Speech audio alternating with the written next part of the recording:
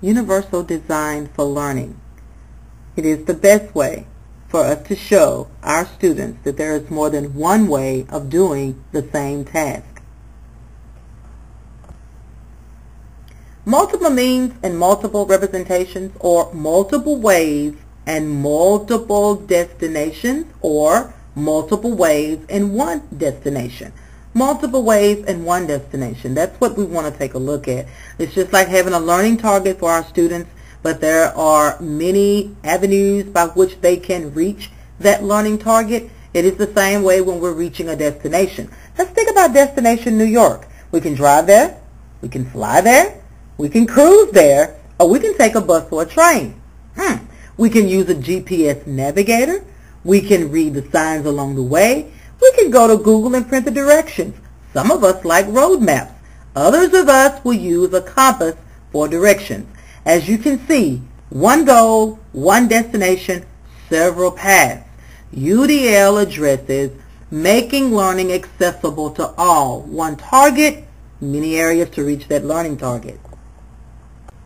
What has UDL learned about brain networks through brain research? When we look at three domains: the strategic domain, the affective domain, and the recognition domain. The strategic domain is located in the front, or the frontal lobe of the brain, and that speaks to the how of learning. The recognition network is at the back of the brain. It speaks to the what of learning. The affective network, if you'll notice that blue area on this slide, the central part of it, that speaks to the why of learning. It helps connect meaning and connect purpose and connect the benefit. You know, why are we learning this? What benefit am I going to get from this? And our students will often ask themselves that question, and the answer to that question makes the difference between whether they'll tune you in or tune you out. The recognition network helps us with familiarity, how a pattern looks, like how books look. We know a book is a book because our brain has been trained to recognize that this is a book. We know how certain songs sound, like, I could have had it all, rolling in the deep. That's Adele's song. When we hear that song, we recognize Adele sings that song. And the infamous KFC chicken. How do we know that we recognize that? The recognition network of the brain helps us recognize patterns. The strategic network deals with our motor skills, how we move, and the pattern that our brain uses to tell us when to move, how to move. Think about typing. How do we know when we spell the word shore, S-H-O-R-E, do we type the S first, the H first? That happens in the strategic network. Processes plans and helps us execute those plans. The affective network plays a very important role. It deals with our emotions, what's interesting to us, what excites us, and why it excites us.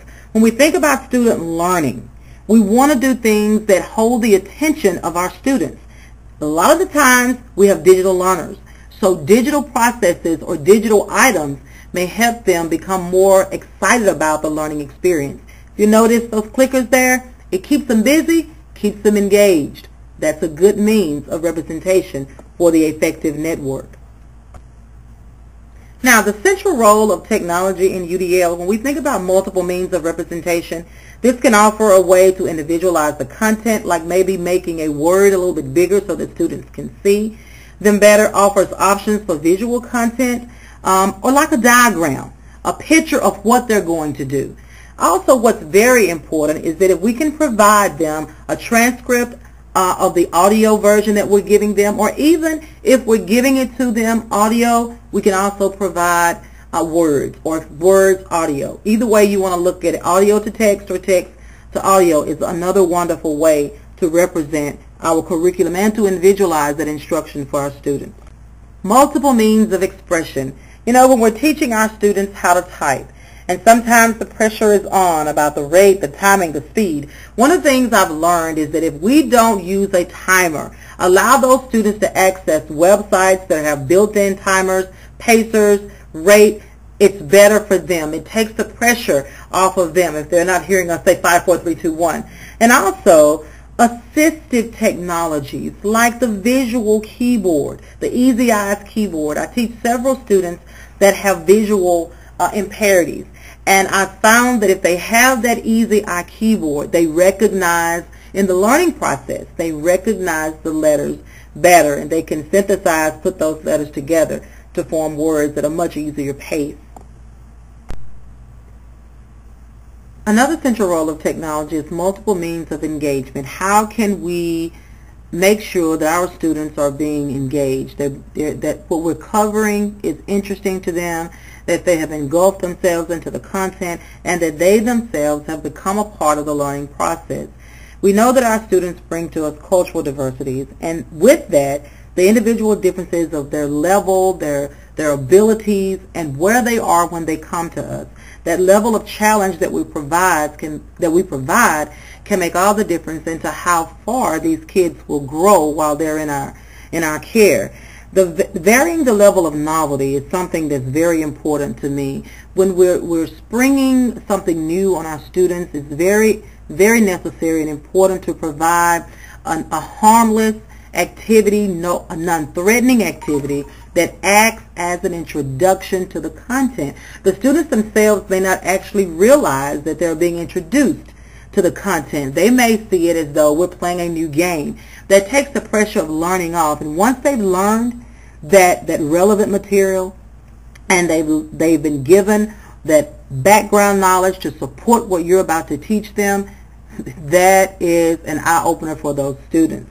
And when it comes to sensory perception, the pace and the length of the time that we spend on exercises are very important, especially to our autistic kids, our kids with individual differences. You know, I've learned that even though our students don't have IEPs, some of them, they still should be treated as though they have individual differences, because they themselves bring to us such a diverse learning atmosphere that it's difficult sometimes to meet all of their needs, but it's necessary that we provide an environment where they can find their way through the curriculum in a way that they can actually build those blocks for learning within their own brain networks. I tell you what, as business teachers, our students have probably the most effective way to learn using digital technologies. We use them on a daily basis, but one thing that we really need to start focusing on is project-based or problem-based learning. Our students need to own their own learning. We need to allow them to demonstrate autonomy, and we need to allow them to be creative and to be creative in their own way while they are en route to their learning target. We use technology every day. It's time that we customize technology for the learning of our students. They can help us along the way. We'll talk more about this in our one-on-one session at the end of this presentation. Also, UDL attempts to address every learner: cultural diversity, ethnic diversity, linguistic diversity, which is one of the things that we struggle with in public education, and academic diversity. Each learner is different and has their own unique way of seeing the world around them. The goal of UDL is for every student to have access from their own perspective to the curriculum. With all four of these diversities present, UDL is a wonderful tool to use to meet the cultural, ethnic, linguistic, and academic needs of our learners. CAST has some wonderful tools online to help us when we're trying to teach our kids and also strengthen us as educators in UDL, in differentiating instruction, in helping our diverse learners, and individualizing and customizing instruction for them. There's the UDL Self-Check, the UDL Lesson Builder, and the CAST Strategy Tutor. We will look at these individually at the end of this session, and we're not going to go through all of them. We're going to look at each of them. You can return to your respective schools, use them, pass them along to your colleagues, and most certainly, please pass them along to your administrators.